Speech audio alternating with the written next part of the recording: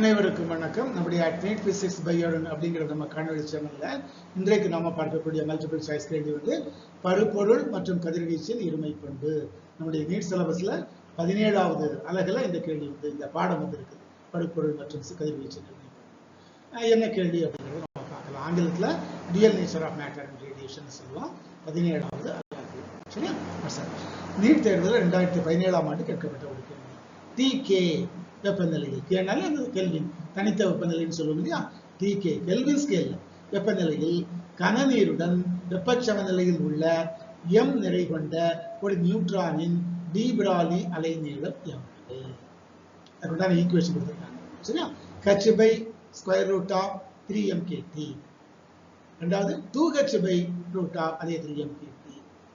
மூணாவது 2h by root of mkt h by root of இந்த நான்கில் எது சரியா பார்க்கலாம். நம்ம அதை பற்றி வந்து கொஞ்சம் இந்த கைனடிக் தியரி ஆஃப் கேசஸ், வாயுக்களின் லட்சிய கொள்கை அப்படின்னு சொல்லி படிச்சிருக்கோம் இல்லையா? நம்ம வெப்பவியல் அதை கொஞ்சம் பயன்படுத்தும். நியூட்ரானின் இயக்க ஆற்றல் எந்த ஒரு பொருளாக இருந்தாலுமே இயக்க ஆற்றல் கைனடிக் எனர்ஜி நாங்கள் சொல்லுவோம் ½ mv², 1/2 இன்ட்டு 1/2 இன்ட்டு mv². எம்ங்கிறது என்னது? நிறை. விங்கிறது என்னது? திசை. அதே அந்த வாயுக்களின் இந்த லட்சிய வாயுக்கள் எந்தப்படுவது கைனடிக் தியரி ஆஃப் கேசஸ் படுவது 3/2 இன்ட்டு. ஏன்னா அது வந்து ஒரு 3 டிகிரி ஆஃப் ஃப்ரீடம் தான், 3 என்னன்னு சொல்லுவோம் அதான். ஸோ 3/2 அந்த ரெண்டு பக்கமும் 2ஆல வகுத்துட்டோம்னு வச்சுக்கோங்க. 1 mv² 3 kT. அப்போ mv² 3 kT. அப்போ v² m அந்த பக்கம் போட்டு விட்டோம்னா 3 kT டிவைடட் பை m. இப்போ v பண்ணோம்னா ஸ்கொயர் ரூட் எடுத்தா முடிச்சு. v² v square root of 3 kT. விங்கிறது என்ன சார்? நியூட்ரானின் திசைகள். சார் நம்ம கண்டுபிடிக்க வேண்டியது நியூட்ரானின் டி பிராலி அலைநீளம். நம்ம இன்னும் வெலாசிட்டிக்கு ஃபார்முலா எழுதிட்டு இருக்கோம், பார்க்கலாம். சரியா? E என்பது நியூட்ரானின் திசைகள், m என்பது நியூட்ரானின் நிறை, k என்பது போல்ட்ஸ்மான் மாறிலி, T என்பது கெல்வின் வெப்பநிலை. எல்லாம் நமக்கு தெரிஞ்ச விஷயம் தான். டி பிராலி அலைநீளம் தான் சார் கண்டுபிடிக்கணும். அதுக்கு ஃபார்முலா என்ன?